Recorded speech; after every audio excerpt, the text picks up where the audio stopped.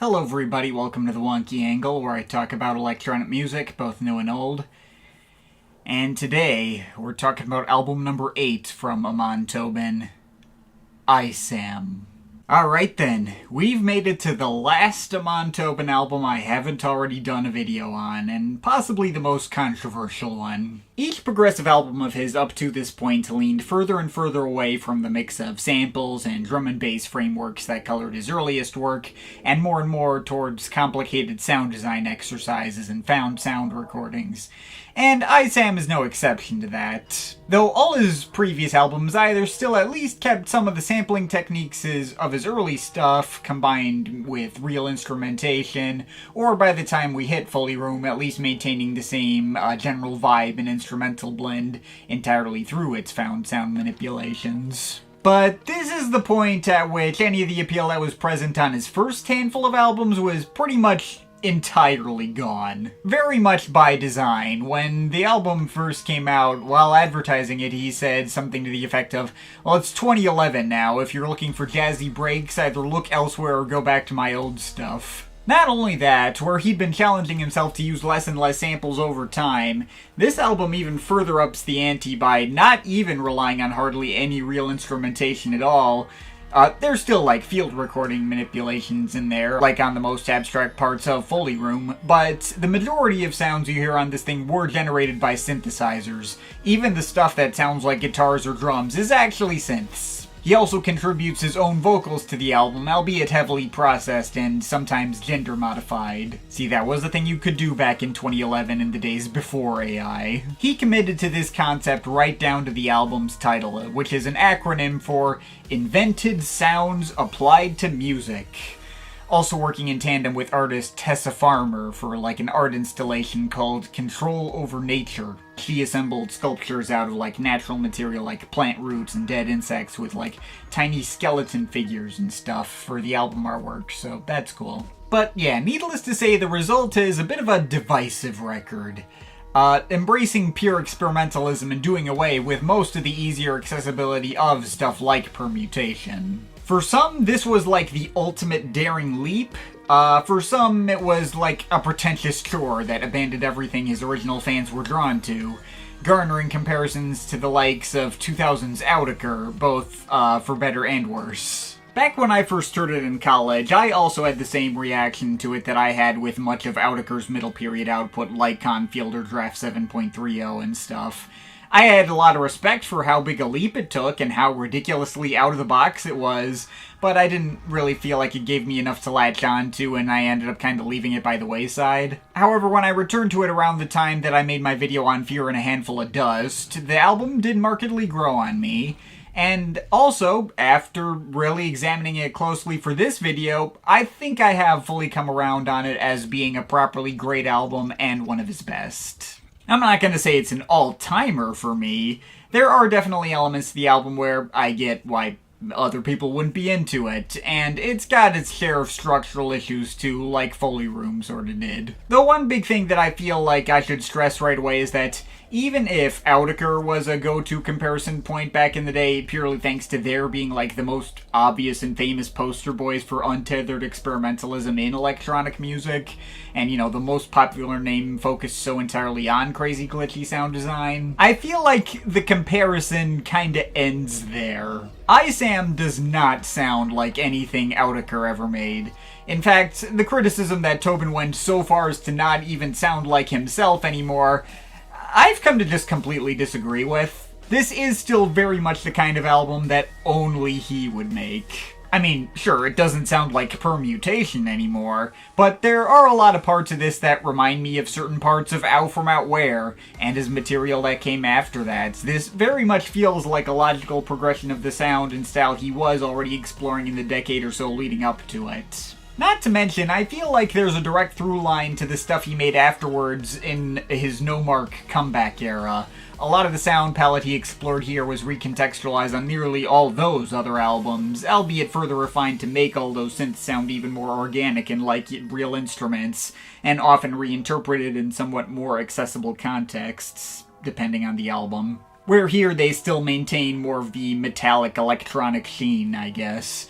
I feel like something like Rise to the Ashes on How Do You Live would have fit right at home in this album's track listing especially. ISAM may be all abstract electronic sound design, but there's just like an epic explosiveness and theatricality to all this material.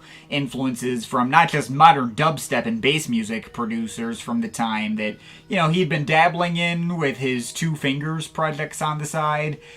He also credited Noisia as a big influence, which definitely tracks, especially considering he would directly collaborate with the group on multiple occasions, including multiple crossovers with Tice. But you can also hear his love for prog and psych rock, Pink Floyd, and 70s krautrock all over this thing. Particularly in the way a lot of these tracks have like these very slow-moving and lumbering grooves that nevertheless feel really explosive and over the top. I feel like all these influences come through louder all these years later after I've heard the whole No Mark album series and he got to focus on like each of those influences on a more individual and isolated level.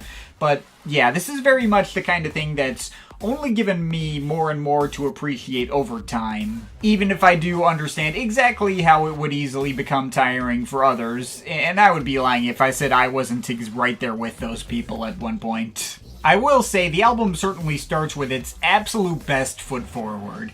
Journeyman is an absolutely insane fireworks show of an opener that reminds me a lot of what he did on Back from Space, but also doing its own separate thing. There's absolutely massive build-ups and payoffs with crashing, organic-sounding drums, glittering chimes, and synth guitars, prog rock organ drones, and flashy blasts of synth chords. But unlike Back from Space, this track is most preoccupied with just twisting and turning every which way. There's whole, seemingly unrelated sidetracks of synthesized sound effects and abstract growling, vaguely dubstep-flavored bass wubs that sometimes form into some textures that resemble gurgling water or something. Any semblance of structure or tune will go away momentarily, only for the tune to eventually build itself back together to where it was before, and the track just keeps deconstructing and reconstructing itself. As per the title, it's a 6.5-minute journey that really keeps you guessing where it might be going next at any given point. One of the most impressive productions he delivered in his entire career up to this point. Now, I guess if I have any problems with this album is that the first 2/3 of this thing can start to run together and feel kinda samey. A lot of these tracks are trying to throw a lot of the same sorts of tricks at you that you heard on the opener, and if there's any points at which I'm going to get tired out, it's in this earlier stretch, after the opener, where we're getting hit with lots of other flashy synth excursions that might hit out of context, but can occasionally feel redundant in context. Case in point, the track Piece of Paper, which doesn't really introduce any new ideas the opener didn't already, mostly focusing on glitchy abstraction that sounds like the most abstract parts of the last track, building towards a slow payoff that sounds kinda like a brighter version of the loudest parts of the opener. If you take it in a vacuum, it's just as impressive as anything else, and that climax point does still hit, but it's basically a repeat of the same kinds of ideas, separated off into a track that's 2/5 of the length. These two cuts could have easily been merged into one, and I don't think anyone would have noticed the difference. Still, that's not to say these tracks in the earlier parts of the album don't have their own identities or that you can't still run into standouts. Goto 10 is probably the closest the album comes to just making a straightforward 2010s dubstep banger, slamming you with halftime beats and growling bass with some near orchestral bombast behind some of those beats. Although still providing its off-kilter twists and including 2 brief sidetracks into some darker Mellotron-sounding synths imitating funereal cellos, and the oddly childlike wordless vocal interjections inserted into some of those louder parts. Do-do-do. Now, this track is also followed up by a bit of a redundant interlude called Surge, iterating on a very similar idea, although this track does sort of have its own twist, building a similar halftime groove out of hard cut together blocks of buzzing synths that almost act in place of the percussion. Meanwhile, the halftime heaviness is maintained on the next track, Lost and Found, although this one stands out to me since the mix of rapidly plucked banjo-like melodic synths and airy and smoky pads of wordless vocals has an eerie feel to it that reminds me a lot of what he would go on to do on his next album, Fear and a Handful of Dust. Albeit with actual percussion added on top that has that sort of mechanical and tactile texture to it, as well as more dubstep bass growls. Although it does kind of devolve into rhythmic ambience by the end and almost turn into like a solo guitar folk song in its outro. The whole thing is quite spooky in a solidly immersive way that might sound like other tracks on here, but it finds just enough of its own identity to work for me anyway. Speaking of spooky and eerie, that's the name of the game on the next track, Wooden Toy, a track notable not just for having pretty much no bass, but also built around a much more major key melodic backbone first played on synth guitar and eventually building into walls of impressionistic synth pads and Tobin's androgynous process vocals, trying to carry some kind of like nursery rhyme coded tune, although you wouldn't be able to understand any of the lyrics. I wouldn't necessarily call this track a major favorite, but I do appreciate it being here and not sounding quite like any of the other tracks here. It is one I can more consistently notice whenever it comes up, and it also makes for some good foreshadowing for what's to come in the album's ending stretch. Though after that, we're back into the nastiness and gritty sound experimentation on Mass and Spring, which carries more directly off the same kinds of ideas as seen on Goto 10 and Lost and Found. A lot of plucked guitar-like synth textures and crashing halftime electronic beats, though I feel like there's even less of a tune here than there was even on those tracks. A lot of those plucked guitar-like sounds feel like they're acting more like metallic percussion in some parts without actually having any melody. And while it's not completely tuneless, a sort of hook is provided by these cooing high-pitched vocal textures. It's still mostly kind of overtaken by all the strange rhythms and noises around it. It's an interesting track that has its place, though very much a moment where, like, if you were getting sick of the way this project sounded, yeah, I would feel you. However, after this point, the album starts to take a bit of a turn. After a minute-and-a-half interlude called Calculate, that takes a surprisingly much more delicate and stripped back tone to its lighter synth textures, peeking through some of those sharper pads and clanking percussion textures, and builds into like some darker mellotron-y string sections by the end. I do quite like all of that. But that more delicate tone and approach, only previously hinted at, is like really doubled down upon for the album's last third. The track Kitty Cat seems to be a bit of a sticking point for some fans for how much it just contrasts with the bombastic approach of the earlier parts of the album, but I have to mark as a major favorite not only for the exact reason of it standing out from the crowd, but also being the catchiest actual tune on the album by several country miles, is not even remotely close. Like, Wooden Toy might have vaguely resembled the shape of a nursery rhyme filtered through heavy experimentalism, but Kitty Cat just sounds like some kind of fucked up children's song. Tobin even filtered his vocals to sound like a little kid coming up with some silly rhymes about dirty, dirty worms. And all the organ drones and synth banjos plucking away feel like they're directly aiming to accentuate the songfulness of the composition. It both feels very pure and innocent while also carrying some seriously menacing and dark undertones. I get why people would feel it's too out of place or might finding it annoying or overly precious or something like that, but I think it finds a way to fit for the album's general tone, and I think it's hinted at and built up to sufficiently well by the previous stretch of tracks. As much as it might seem to stick out like a sore thumb, I think that makes it hit even better in the context of the album than it would on its own, and its actual core tune being so much more striking and catchy than everything else here makes it an easy one for me to mark as a highlight. Though while the rest of the album doesn't go for quite as cutesy an approach as that track, the more delicate tone is maintained on the next couple of tracks as well. Bedtime Story sounds like it's going to carry the same lullaby-like tone at first with these light little chiming melodies, but it's also joined by these off-putting whirring synths that sometimes get shaped into this texture to like mimic the cries of his then baby son.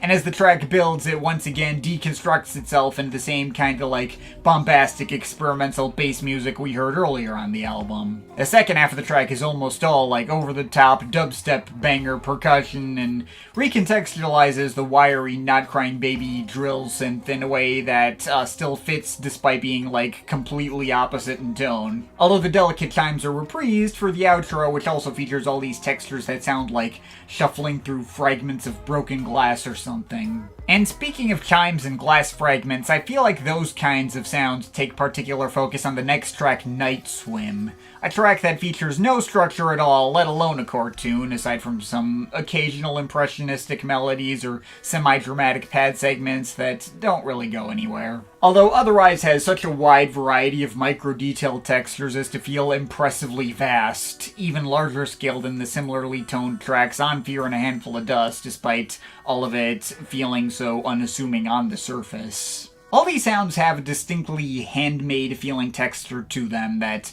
almost reminds me more like the kind of stuff the artist Shy put out in the early 2020s, like the albums Obscura and especially To Where Wings Rust. Go check those albums out if you haven't heard them before. Although those projects also felt a bit more minimal than this track, which is almost kind of like both minimal and maximal at the same time.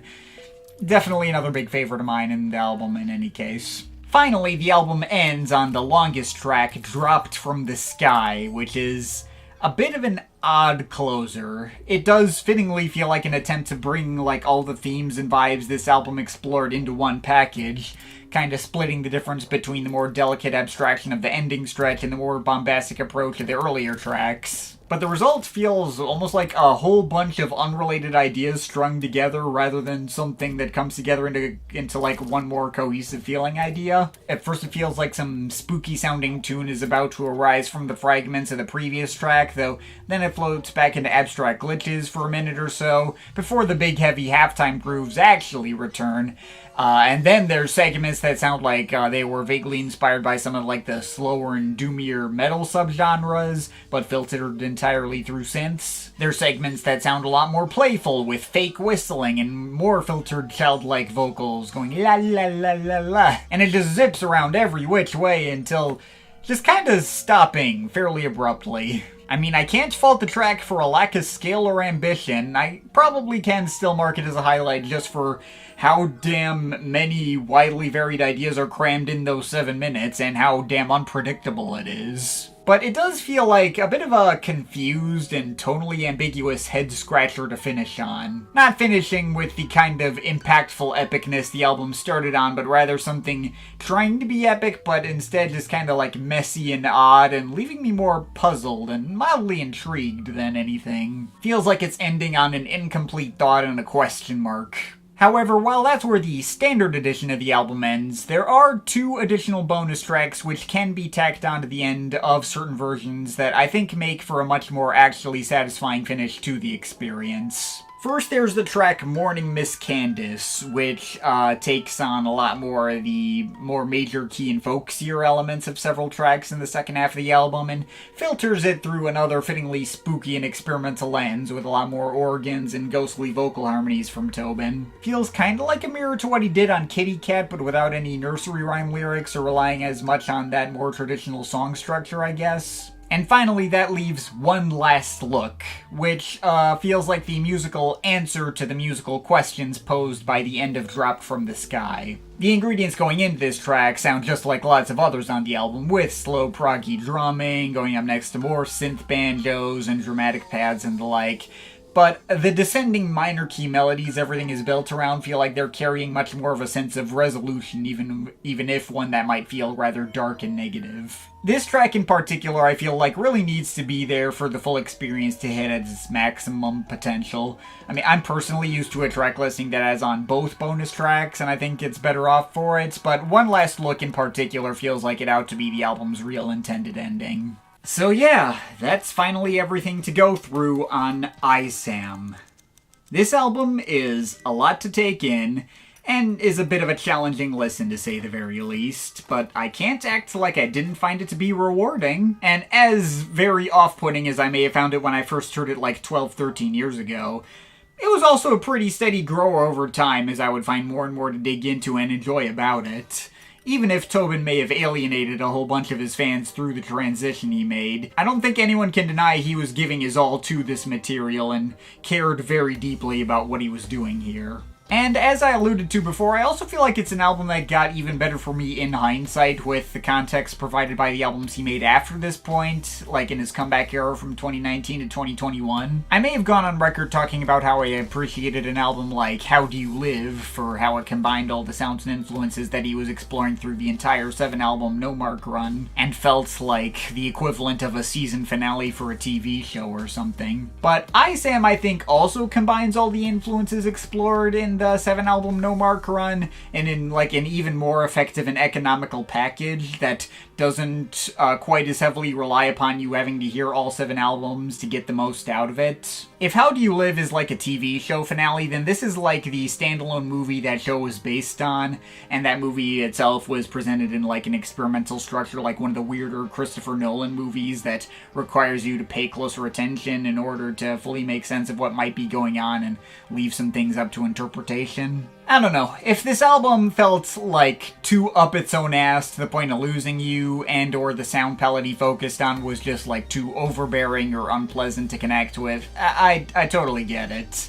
Though, on a personal level, I have come around to really appreciate what he was doing here and put it among some of his best work. I'm overall feeling an 8.3 out of 10 on it. But of course, this is just my opinion. You can feel free to disagree with it, but I'd like to hear your thoughts, so leave the comments in the comment thing down there. Shout out to my Patreon supporters, they're awesome people. You want to add yourself that list, link to my Patreon is in the description. But yeah, that's pretty much it. That's all for today. See you next time.